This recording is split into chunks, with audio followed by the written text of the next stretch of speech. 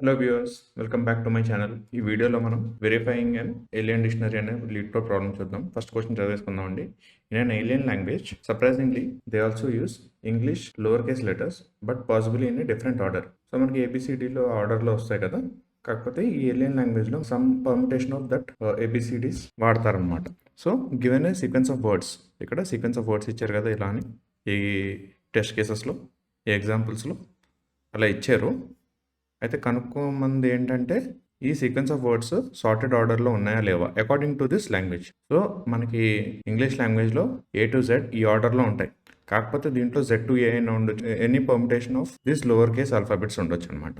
Based on that మనకి ఈ ఇచ్చిన వర్డ్స్ సార్టెడ్ ఆర్డర్లో ఉన్నాయా లేవా అని చెప్పాలన్నమాట. సో మీరు చూసినట్టయితే నేను C++లో చేసేవాడిని, but based on your comments ఎక్కువ మంది పైథాన్లో చేయమన్నారు, అందుకే ఇంకా పైథాన్లో చేస్తున్నాను అనమాట. సపోజ్ మనకి అది సార్టెడ్ ఆర్డర్లో ఉందా లేదా అంటే, జనరల్గా మనకి ఏమన్నా లిస్ట్ ఆఫ్ స్ట్రింగ్స్ ఇచ్చి సార్టెడ్గా ఉన్నాయా లేవా అంటే మనం ఏం చేస్తాం, లెట్స్ సే సార్టెడ్ లేదనుకుని దాన్ని సార్ట్ చేసి ఇనిషియల్గా ఉన్న list after sorting list same అయితే ఆ సార్టెడ్ కదా.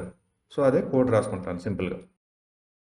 సార్టెడ్ ఈక్వల్స్ టు సార్టెడ్ అనే బిల్ట్-ఇన్ ఫంక్షన్ ఉంటుంది, మీకు తెలిసిందే. వర్డ్స్ అని రాసుకున్నాను. ఇక్కడ మనకి కీ ఇవ్వాలి. కీ అనేది లెట్స్ సే నేను ప్రస్తుతానికి ఏం ఇవ్వట్లేదు, కంపేర్ చేసుకుంటున్నాను. Word sorted equals to words. So initial లిస్ట్తో కంపేర్ చేసుకుంటాను అనమాట. ఇక్కడ మనకి కీ ఇవ్వాల్సిన అవసరం ఎప్పుడు ఉండదంటే, ఎప్పుడైతే మనకి యూజ్ చేయాల్సిన alphabets normal English alphabets A to Z అయితే కీ ఇవ్వాల్సిన అవసరం లేదు. కాకపోతే ఈ కేసులో అలా కాదు కదా, ఈ స్పెసిఫిక్ ఆర్డర్ అనే లిస్ట్ ఆఫ్ ఆల్ఫాబెట్స్ ఇచ్చాడు, ఈ ఆర్డర్ కూడా ఇలా ఫాలో అవుతుంది. బేస్డ్ ఆన్ దిస్ మనం ఆ వర్డ్స్ సార్టెడ్ ఉన్నాయో లేవో చూపించాలి. కాబట్టి ఇక్కడ మనకి ఒక కీ రాసుకోవాలన్నమాట. So based on that key మనం వీటిని సార్ట్ చేసుకుంటాం. లిస్ట్ ఆఫ్ ఆల్ఫాబెట్స్ అయితే చాలా ఈజీగా రాయొచ్చు. కీ అనేది బేసిక్లీ ఇందులో దీని ఏ ఇండెక్స్లో ఉంది దాంతో రాయొచ్చు. కాకపోతే ఇక్కడ స్ట్రింగ్స్ ఇచ్చాడు కాబట్టి కాస్త complex procedure. According to this function అయితే ఈ ఫంక్షన్ మనకి కీ ఇమ్మంటుంది కదా, యాక్చువల్లీ మన కంపారిజన్ ఫంక్షన్ అయితే ఈజీగా రాయొచ్చు అనమాట. ఒకవేళ మన కంపారిజన్ ఫంక్షన్ రాయడం వచ్చిందంటే ఇక్కడే ఆ కంపారిజన్ ఫంక్షన్ని కీలో రాయాలంటే మనకి ఫంక్షన్ టూల్స్లో ఒక ఫంక్షన్ ఉందన్నమాట. కంపారిజన్ ఫంక్షన్ టు కీ అనే ఒక ఫంక్షన్ ఉంది. అది ఏం చేస్తుందంటే transforms and old style comparison function to a key function. So మన కీ ఫంక్షన్ డైరెక్ట్లీ అంత ఇంట్యూటివ్గా అనిపించకపోతే మనం ఆ ఓల్డ్ స్టైల్ కంపారిజన్ ఫంక్షన్ని సో ఎలా కంపేర్ చేస్తాం, బేసిక్లీ లెట్స్ ఇక్కడ రాసుకుంటున్నాను ఒక కంపారిజన్ ఫంక్షన్. సో కంపారిజన్ ఫంక్షన్ని ఎలా రాసుకుంటాను, రెండు స్ట్రింగ్స్ వస్తే ఆ రెండు స్ట్రింగ్స్లో ఆ కంపారిజన్ ఫంక్షన్ ఏది రిటర్న్ చేస్తుంది, -1, 0 ఆర్ +1. -1 అంటే ఏంటంటే first one is less than second one, basically compare చేస్తున్నప్పుడు lexicographically less than second one. Equal అంటే ఈక్వల్స్ టు 0 అంటే రెండు సేమ్ ఉన్నాయి, గ్రేటర్ దాన్ 0 అంటే బేసిక్లీ అది సెకండ్ది బెటర్ ఉందంటూ.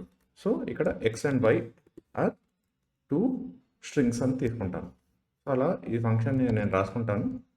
సో ఈ ఫంక్షన్ని మనం కీ ఫంక్షన్ కింద మార్చాలి. అప్పుడు మనం ఫంక్షన్ టూల్స్ యూజ్ చేస్తాము. So from funk tools import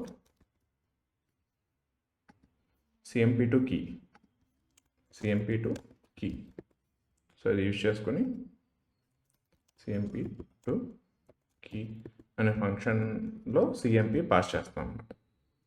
so ఇది ఇప్పుడు మెయిన్ టాస్క్ ఏంటంటే cmpని బేసిక్గా ఈ మెథడ్ని రాసుకోవడం అనమాట. అయితే మనం రెండు స్ట్రింగ్స్ని కంపేర్ చేస్తాం, అవి ఈక్వల్ లెంత్లో ఉండవు. కాకపోతే మనం ఎంతవరకు కంపేర్ చేయాలి, ఆ ఈక్వల్ లెంత్ ఉన్నంత వరకు కంపేర్ చేయాలి కాబట్టి అటు మినిమం లెంత్ తీసుకుంటాను. ఐటరేట్ చేస్తాను మినిమం లెంత్ వరకు. సో ఇప్పుడు కంపేర్ చేస్తాను అనమాట. ఒకవేళ అది ఈక్వల్ అయితే లెట్స్ సే ఫస్ట్ క్యారెక్టర్స్, ఆ రెండు స్ట్రింగ్స్ని ఫస్ట్ క్యారెక్టర్స్ నేను కంపేర్ చేస్తున్నాను. ఇప్పుడు ఆ రెండు ఈక్వల్ అయితే ఏమవుతాయి, నెక్స్ట్ క్యారెక్టర్స్ కదా. ఈక్వల్ కాకపోతే అప్పుడు మనకి ఐదర్ -1 కానీ +1 కానీ అక్కడే రిటర్న్ చేయొచ్చు. సో ఈక్వల్ కాదన్న కేసు తీసుకుంటున్నాను. ఈక్వల్ అయితే ఆబ్వియస్లీ నెక్స్ట్ ఇటరేషన్కి వెళ్తుంది. So index of x of I not equals to order index of y of I. ఒకవేళ ఈక్వల్ కాకపోతే ఆ పొజిషన్ దగ్గర ఈక్వల్ కాకపోతే నెక్స్ట్ ఐటరేషన్, ఈక్వల్ కాకపోతే నెక్స్ట్ ఐటరేషన్ కాదు, ఈక్వల్ అయితే నెక్స్ట్ ఐటరేషన్ అనమాట. ఈక్వల్ కాకపోతే అక్కడ మనం రిటర్న్ చేసుకోవచ్చు. ఒకటి -1 ఎప్పుడు రిటర్న్ చేస్తాం ఇస్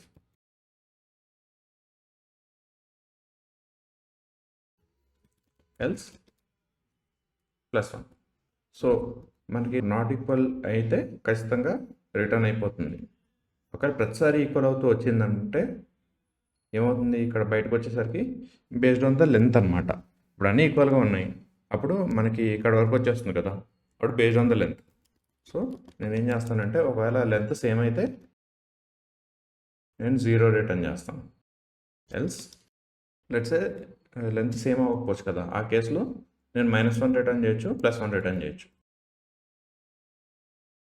అర్థమైంది కదా ఈ కంపారిజన్ ఫంక్షన్ ఎలా వర్క్ అవుతుందో. కంపేర్ చేసినప్పుడు బేసిక్గా బేస్డ్ ఆన్ ద ఆర్డర్ మనం కంపేర్ చేస్తున్నప్పుడు మన కంపేర్ ఫంక్షన్ ఐదర్ +1 రిటర్న్ చేస్తుంది, -1 రిటర్న్ చేస్తుంది, ఆర్ 0 రిటర్న్ చేస్తుంది. So based on that comparison జరుగుతుంది అనమాట. సో CMP2 కీ ఏం చేస్తుంది, ఇదేమో ఆ కంపారిజన్ ఫంక్షన్ని కీ ఫంక్షన్ కింద మార్చి ఈ సార్టెడ్ ఫంక్షన్కి ఇస్తుంది అనమాట. That's how we sorted. దాని తర్వాత ఇక్కడ కంపారిజన్ చేస్తాం అనమాట. Let's run this. 3 కేసులు వర్క్ అయ్యండి. Let submit this. వర్క్ అయిందండి. ఏమన్నా డౌట్స్ ఉంటే కామెంట్ సెక్షన్లో అడగండి. Thank you for watching.